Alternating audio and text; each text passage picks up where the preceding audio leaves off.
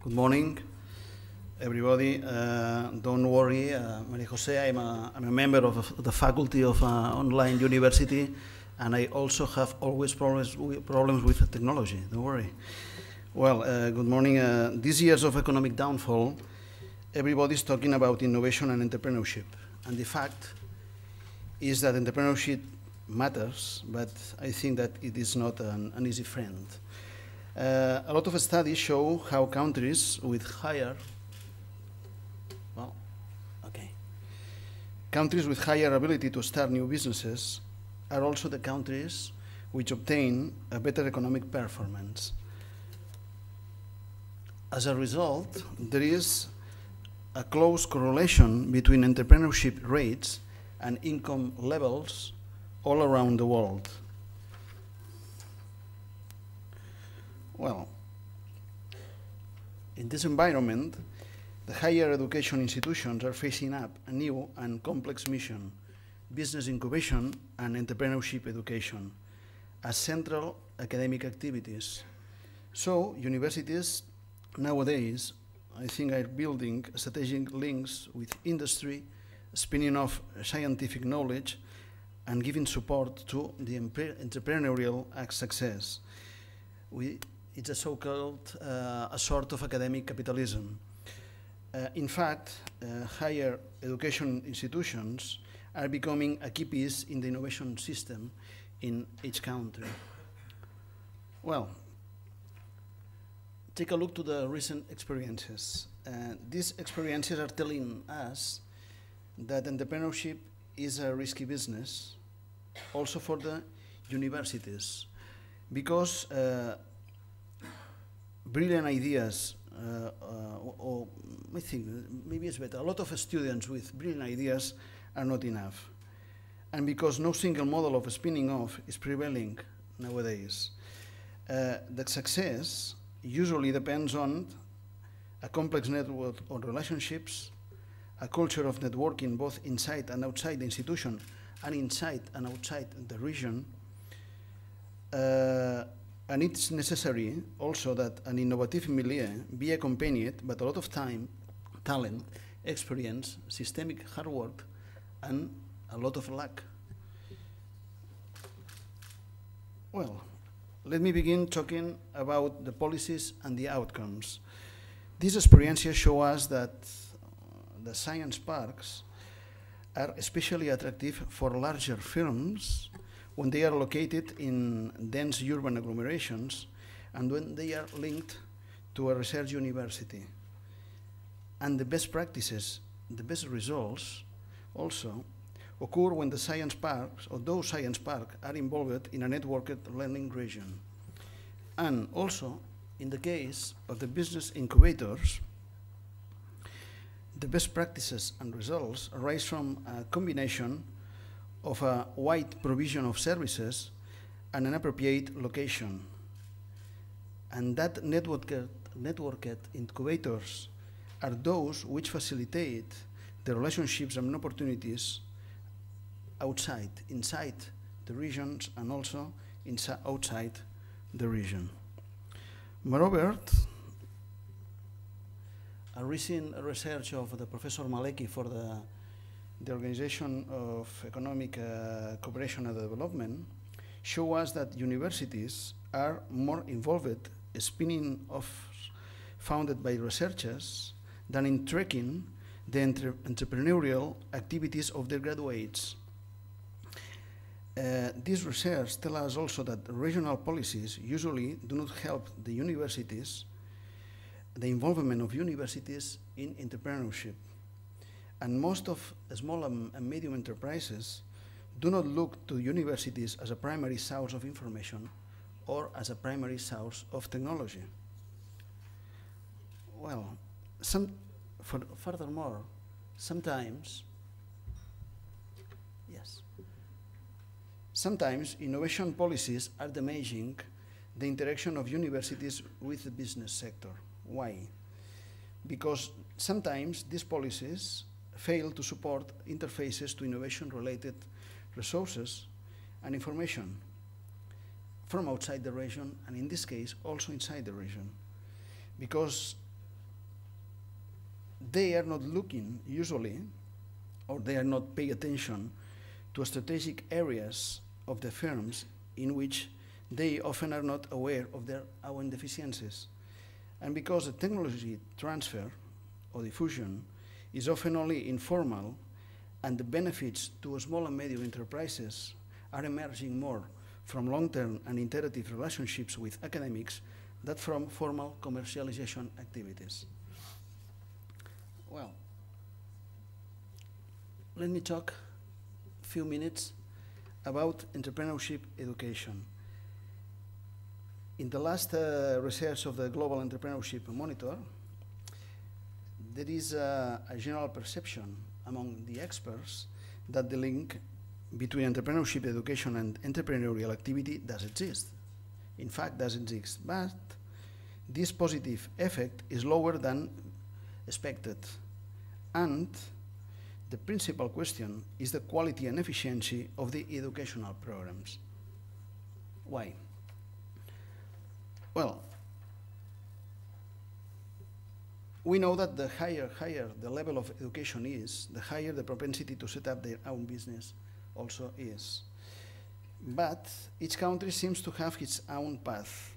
And this path probably is depending on the socioeconomic, the educational, and the cultural context of the country and its position in the global economy. Also, the need for external help is reducing as countries are developing, and the availability of that help is increasing. But the quality of entrepreneurship training is perceived as inadequate at the level of the high-income countries. And finally, most of recent successful entrepreneurs have high qualification, labor and technical experience, but their new business neither is born in a university incubator or laboratory, nor have been fostered by training courses. Moreover, there are other small problems, in this case, stressed by the European Foundation for Entrepreneurship Research.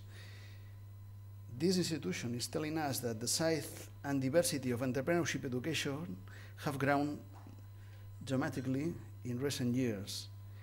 However, it usually is not integrated across the curriculum, the international networks are limited, there is too much focus on the startup phase and on the rapid growth businesses, and there is a low interest in tracking alumni starting companies. So the key point, at present, the key point is that there is a strong interest for more innovative and practical learning methodologies. Well,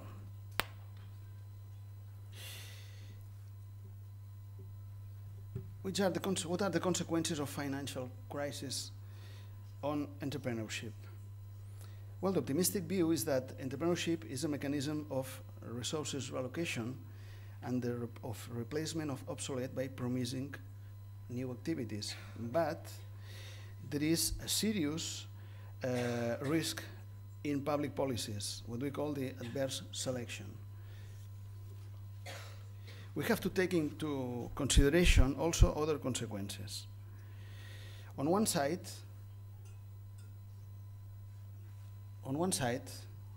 the crisis is fostering a lower perception of opportunities and a higher fear of failure and risk.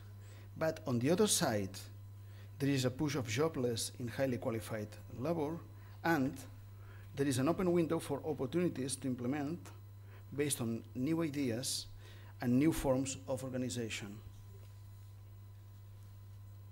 In these environments, universities have to change, to face some important changes in the environment, in the scientific approach, and in the entrepreneurship role, towards the globalization of talent, towards a global world, a global entrepreneurs, the necessity of a complex adaptive systems, and disruptive innovation approaches. Well, talking about the future, we can identify two wheels of change, two elements to deal with. The first one are the new learning processes and necessities. Why? Because there's a growing level of technological complexity, and all the new advances increasingly are calling for a broader knowledge base. Because the successful new entrepreneurs need a wise combination of business skills and specific knowledge. And because are emerging alternative forms of learning and knowledge creation. There are new ways to produce and disseminate knowledge. We are calling of interdisciplinary approaches. We are calling of strategic use of digital technologies. We are calling about network organization. Well, and the second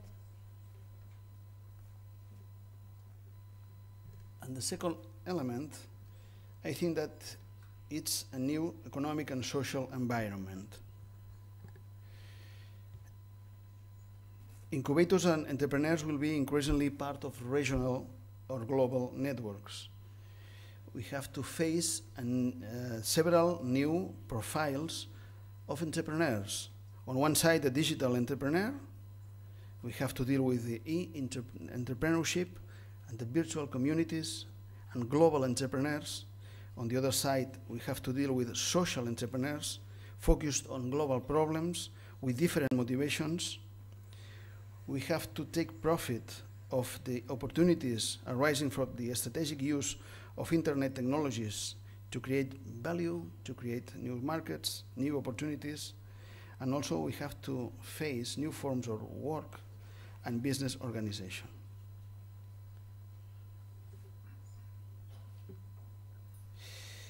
The final question.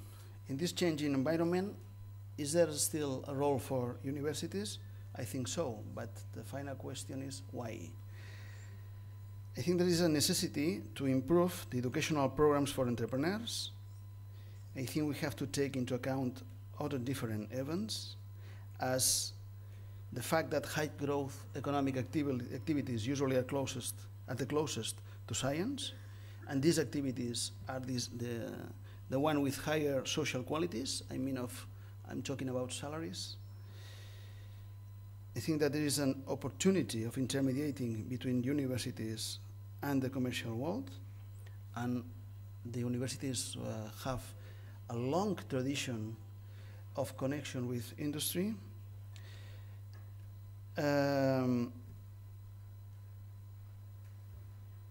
are new profiles on entrepreneurship that are requiring highly specialized support, and probably the open and distance universities are in the best position.